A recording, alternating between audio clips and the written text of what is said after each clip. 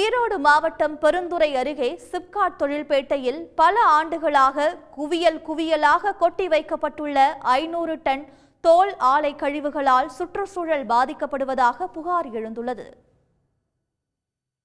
பெருந்துறையில் 2700 acre பரப்பளவில் அமைந்துள்ள சிப்காட் ஆசிய அளவில் மிகப்பெரிய தொழில் மையங்களில் ஒன்றாக கருதப்படுகிறது.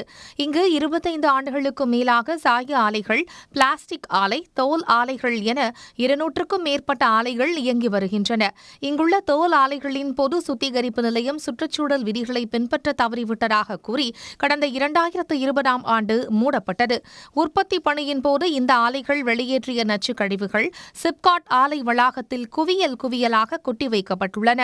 500 டன் திடநச்சு கழிவுகளால் நிலத்தடி நீர் ஆதாரம் கடுமையாக பாதிக்கப்பட்டுள்ளதாக புகார் தெரிவிக்கும் பொதுமக்கள் இதனை அகற்ற விரைந்து நடவடிக்கை எடுக்க வேண்டும் என்று வலியுறுத்தியுள்ளனர். அந்த ஸ்லட்ஜை கரைச்சிட்டு 18,000 டிடிஎஸ்ல வெளியே வந்தது. அதுக்காக மக்கள் நிறைய ப்ரொடெஸ்ட் பண்ணாங்க. ஆனால் அதுக்கான நடவடிக்கைகள் பெருசாக எதுவும் கிடையாதுங்க. இன்னைக்கு வரைக்கும் அதே ஒரு ஸ்ட்ரக்சருக்குள்ள தான் பார்த்தீங்க அப்படின்னா அவங்க இன்னும் ஸ்லட்ஜை ஸ்டோர் பண்ணி வச்சிருக்காங்க.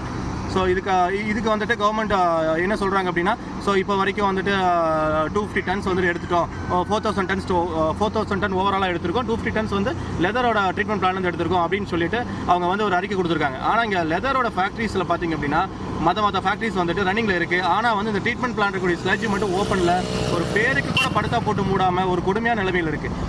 தோல் ஆலைகள் மட்டுமல்லாது சாய ஆலைகள் பலவும் உரிய பாதுகாப்பின்றி டன் கணக்கில் கழிவுகளை தேக்கி வைத்திருப்பதாக கூறப்படுகிறது.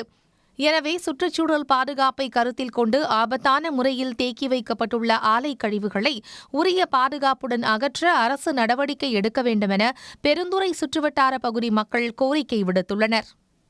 உடனுக்குடன் செய்திகளை தெரிந்து கொள்ள சன் நியூஸ் பெல் ஐகானை கிளிக் பண்ணுங்க.